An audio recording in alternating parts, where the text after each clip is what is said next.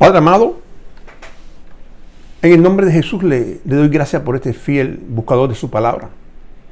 El que usted conoce y que en este mismo momento está sintiendo su presencia. Que su Espíritu Santo lo cubre y le ayude, Señor, a encontrar en usted su paz.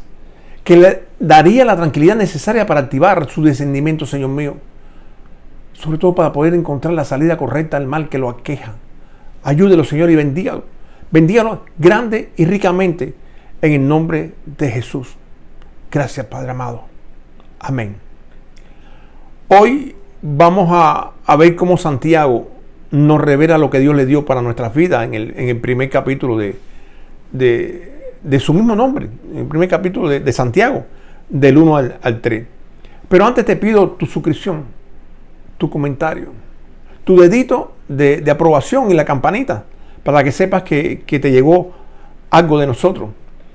Para todos es muy importante reconocer que en nuestro mundo de hoy nos encontramos más desordenado y vacío que lo que pudo haber estado en Génesis capítulo 1, versículo 2, en el principio. Que a pesar de todo el trabajo que lo tenemos que llamar así, realizado por la jerarquía divina, Padre, Hijo y Espíritu Santo, ese trabajo no ha terminado todavía. Si vemos lo que se habla del rapto, de que muchos se van y que un número mayor de los que se van se quedan, podrían dejar en nosotros un triste total que si lo supiésemos nos horrorizaríamos. ¿Cuántos padres no estamos orando por nuestros hijos? ¿O cuántos hijos inclusive no están orando por sus padres? Sin embargo, muchos padres se podrían ir en el rapto, pero también muchos hijos se podrían quedar en esa misma actividad divina. En esto radica la importancia de lo que vamos a escuchar hoy en Santiago 1, capítulo 1, del 1 al 3. En ese primer capítulo, Dios a través de Santiago nos dice: Santiago, siervo de Dios y del Señor Jesucristo, a las 12 tribus que están en la dispersión, salud. Si lo lees bien despacito, realmente parece Dios hablándole a Santiago. Cuando le dice: Santiago, siervo de Dios y del Señor Jesucristo, a las 12 tribus que están en la dispersión, salud. Ahora bien, cada vez que alguien habla de Santiago, como también de Judas, lo menciona como medio hermano de Jesús, que no es mentira, pero no especifican que esto es lo normal, porque ellos fueron solamente hermanos por parte de madre. Pero analizando esa realidad, ¿cómo quedaríamos nosotros que en el plano físico no somos nada de él? Aunque mencionamos que fuimos puestos por Dios en el vientre de nuestra madre por el propio Padre Celestial, no es mentira.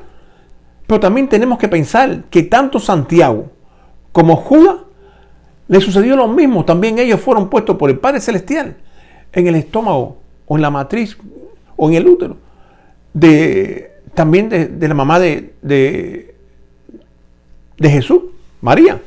Entonces, todos los que nos llamemos convertidos por tener nuestros corazones dispuestos a Jesús, también estamos en esa dispersión para que podamos ser llamados por Jesús, hermano, sin avergonzarse.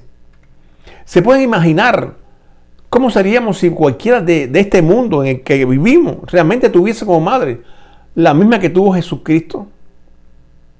Yo sé que sería como algo fuera. Estaba mirando por la ventana para afuera. Algo fuera, porque hace muchos años de eso. Pero si alguno de nosotros en aquel entonces hubiésemos vivido y nos pudiésemos llamar con el mismo carácter de nosotros, con la misma idiosincrasia de nosotros, un cubano, por ejemplo, como el caso mío, ¿saben lo que significaría eso para cada uno de nosotros? Sin embargo, Santiago no lo mencionó para nada en su escritura. Al contrario, Santiago nos propone una categoría diferente por encima de la que pudiese ser la de hermano.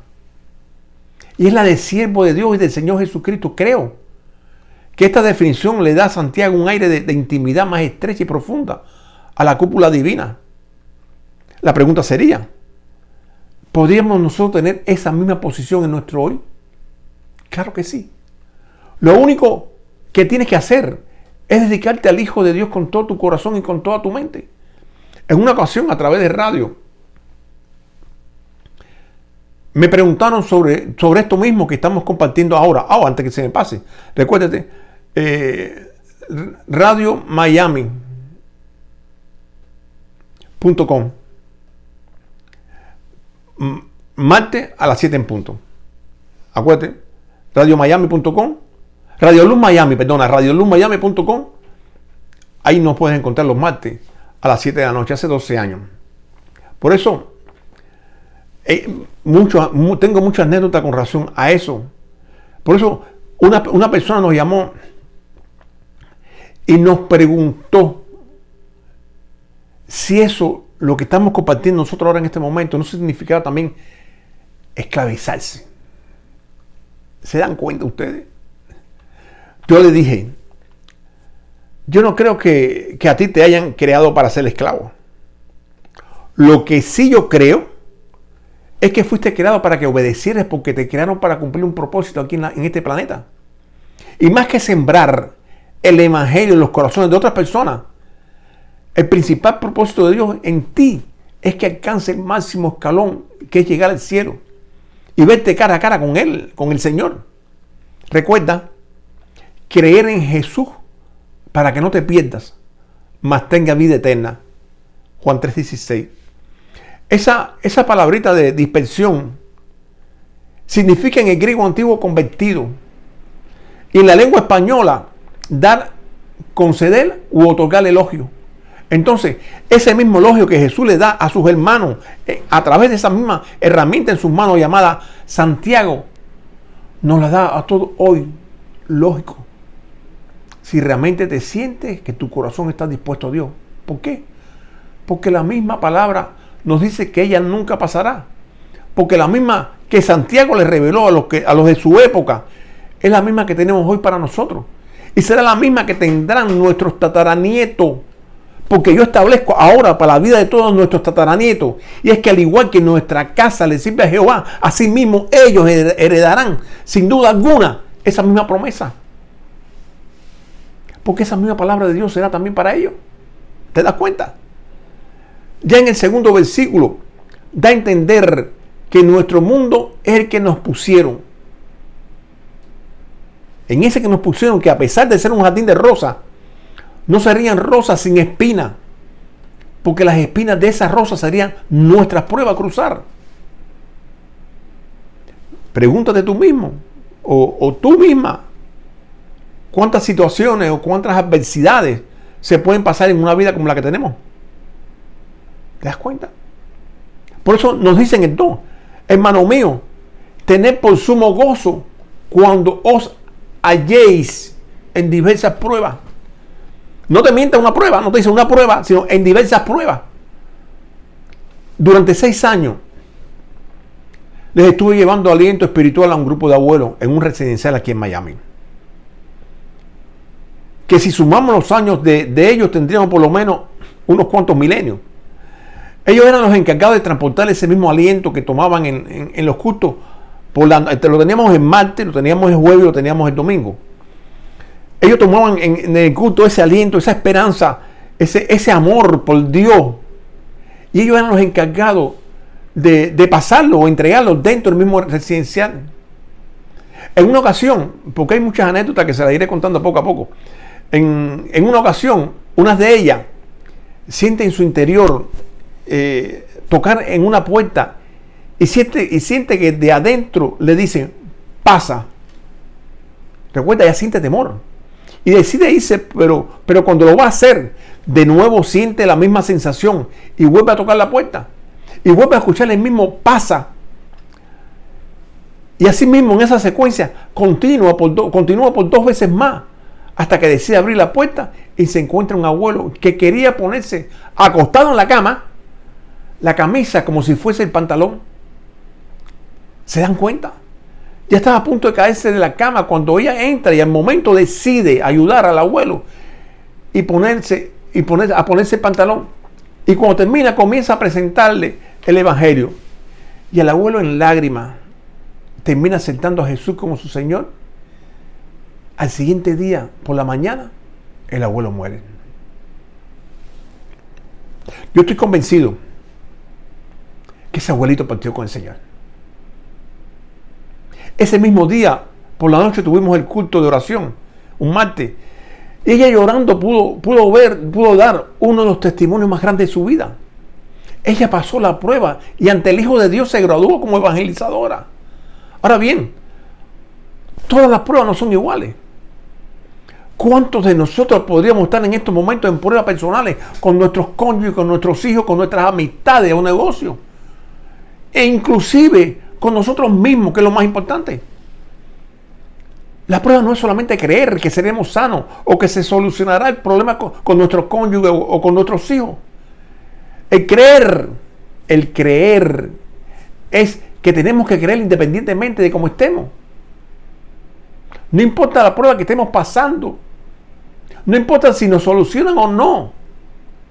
Tenemos que seguir creyendo en el Hijo de Dios y que nos perderemos y no nos perderemos y tendremos la vida eterna.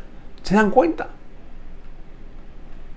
Lo más importante no es desviarse, es no perderse para poder alcanzar. Esto es una realidad. Aquí el grado más alto que se obtiene en la prueba es vida eterna. Es doloroso perder un familiar. Estamos pasando por una pandemia, por el COVID-19. Y muchos han llorado lágrimas de sangre. Y no solamente porque han perdido un familiar, sino porque muchos fueron los contagiados, los que fueron contagiados, o los que se contagiaron. Y quizás partieron sin ver inclusive a los que más amaban. Eso es doloroso. Sin embargo, lo reconfortante que sería saber realmente que está con el Señor. Que la persona que partió por cualquier cosa que haya sido, nos reconforta solamente pensar que ellos están delante de la presencia del Señor. Pero independientemente a todo existe esperanza. En un velorio, cuando se hace la despedida, todos son buenos. ¿Saben por qué? Porque nadie puede juzgar. Porque al igual que nadie sabía que el ladrón de la cruz se salvaría, esa misma palabra significa mucho para nosotros en nuestro hoy.